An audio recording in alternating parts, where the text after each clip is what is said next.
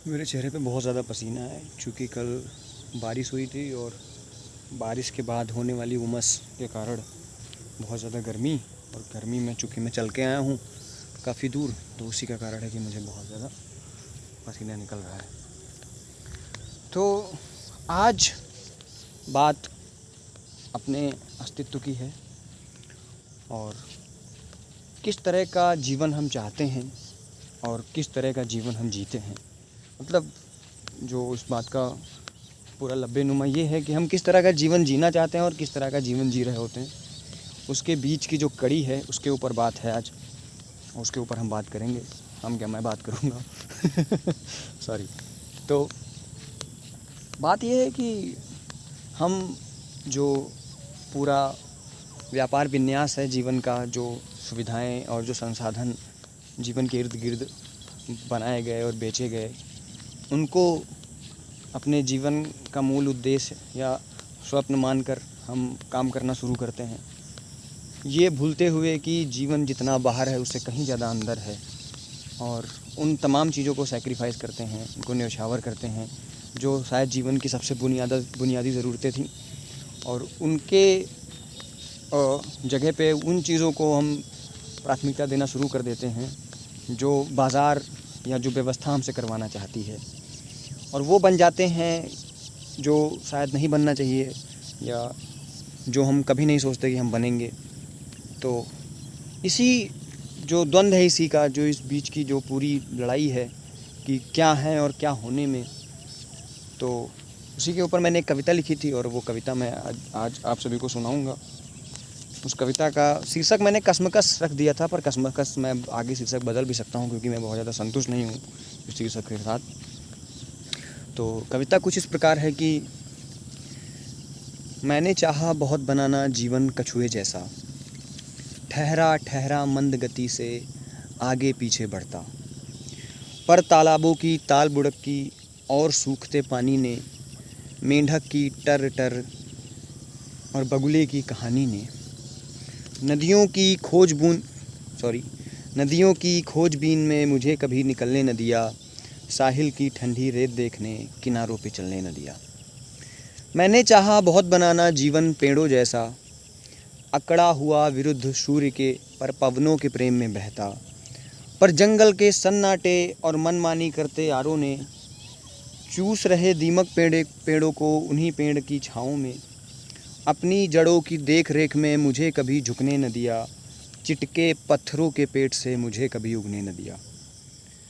मैंने चाहा बहुत बनाना जीवन संतों जैसा, लोभ क्रोध और काम से दूर कंदराओं में बैठा, पर मुझे छला मोह की आती जाती मरीचिका ने, रेत के कंधे ढह गए सब जब गया मैं उन पे सर टिकाने, आत्मग्लानि की मादकता में आत्मज्ञान चुनने न दिया, अनुभव की बिखरी जटा को मेरे सर पे उगने न दिया। मतलब जो व्यवस्था, जो बाज़ार, जो नियम कायदे कानून, परिवार, समाज, राजनीति, ये जिस तरह से जीवन बना देती है, कई बार बहुत सामाजिकरण होता है और बहुत ज़रूरी होता है वो सब, पर बहुत अंतर्मन में जाके कई बार संतुष्टि नहीं मिलती उस तरह के जीवन से जो हमारे लिए बनाया गया तमाम व्यवस्थापकों या जो हमारे पूर्वज या शिक्षाविद रहे उनके द्वारा, और हम उससे पूरी तरह से संतुष्ट नहीं हो पाते। हम कुछ अलग चाहते हैं, कुछ नया चाहते हैं, कुछ अपने जैसा चाहते हैं। वो चाहते हैं जिससे हमारी आत्मा को शांति मिले, संतुष्टि मिले, पर वही है कि ज़रूरतें वो सब और ज़िम्मेदारियाँ आदमी रहने नहीं देती, और धीरे धीरे वो उसी तरह का आदमी बन जाता है जिस तरह के मनुष्यों से, जिस तरह के समाज से वो निरंतर नफरत करता आया है। मैं भी उसी तरह के आदमियों की श्रेणी से हूँ जो मुझे ऐसा डर है कि शायद मैं भी वही बन जाऊँगा जो मैं कभी नहीं बनना चाहता था।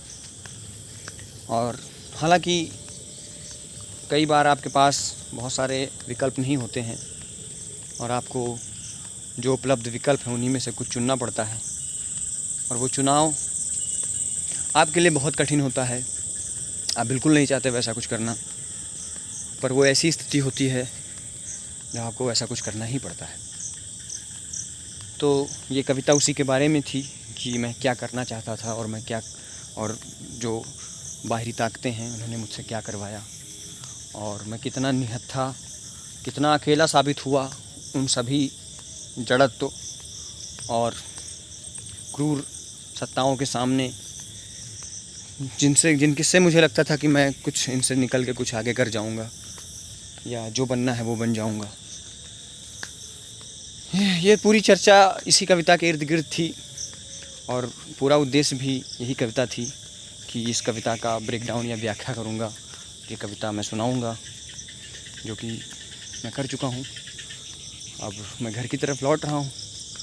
मौसम काफ़ी ज़्यादा दमस भरा हुआ है, काफ़ी गर्मी है, वो पसीने से लग रहा होगा आपको।